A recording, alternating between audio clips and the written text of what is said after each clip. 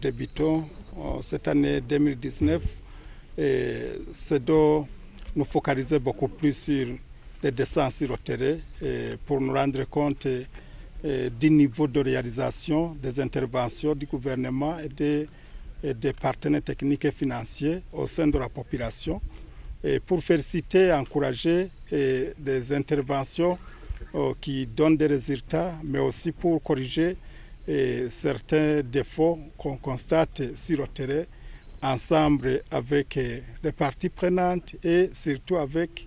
la population bénéficiaire. C'est dans cette optique que nous avons visité une coopérative de la commune de Muruta qui a répondu à notre appel de faire la petite irrigation pour produire pendant la saison sèche. Comme il était de coutume, pendant la saison sèche, les gens se reposent, sont dans les cabarets, sont dans les ligaras pour savourer la production de la saison B. Mais compte tenu de l'augmentation, bien sûr, de la population et de la réduction des superficies, nous avons inscrit la saison sèche pendant les autres saisons culturelles pour maximiser la production. Et nous avons profité pour nous rendre compte de l'engouement et l'engagement de la population de la commune de Muruta qui s'est organisée dans différentes coopératives. Nous avons trouvé que sur chaque colline de la commune de Muruta, il existe une coopérative qui est encadrée par une grande coopérative qui s'appelle Cocodé en appui avec le projet ProDéfi et DIFIDA. Et ce qui nous a enchanté, c'est que ces activités se réalisent dans la gaieté et même les personnes âgées nous ont témoigné que maintenant ils n'observent plus d'inondation dans les marais. Et cela nous encourage parce que nous sommes en train de fournir des efforts pour qu'on puisse garder les zones de pluie, non pas seulement pour lutter contre l'érosion, mais aussi pour faire en sorte que nos nappes phréatiques soient ravitaillées comme dans le passé. Le Burundi, c'est un pays, de par sa position, son niveau par rapport à la mer, c'est un pays qui est très élevé, qui a un niveau très élevé par rapport à la position de la mer, ce qui fait qu'il n'y a aucune rivière qui se déverse dans notre pays,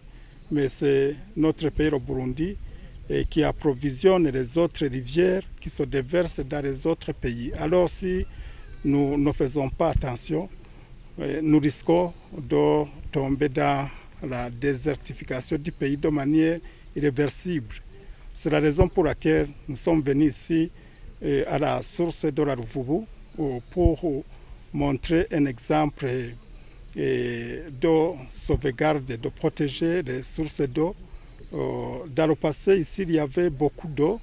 mais à cause de la plantation d'eucalyptus, cette source est en train de tarir. Donc, l'eau est en train de diminuer considérablement. Et cela est en parfaite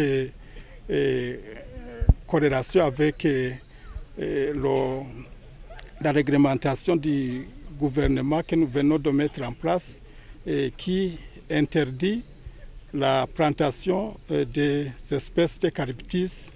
et d'autres espèces qui pompent l'eau dans les marais, dans les sources d'eau. Et c'est, je dirais, un début, c'est un signal au niveau national pour montrer que nous allons commencer par protéger les marais, les sources d'eau contre les espèces qui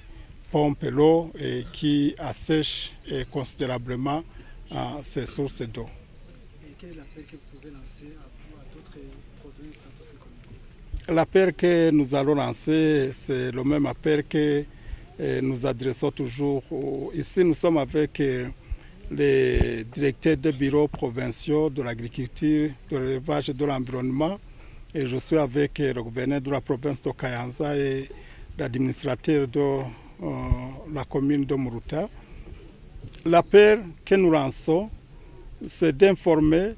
la population au niveau national et que nous allons nous atteler à protéger nos sols cultivables pour augmenter la production, mais aussi en profiter pour garder l'eau et filtrer l'eau pour alimenter les nappes phréatiques, mais aussi que nous allons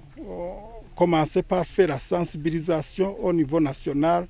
d'éliminer des espèces, surtout d'eucalyptus, dans les sources d'eau et dans les marais. Et nos services techniques vont élaborer une note très récemment qui va montrer comment on va procéder pour qu'on puisse faire une harmonisation au niveau national.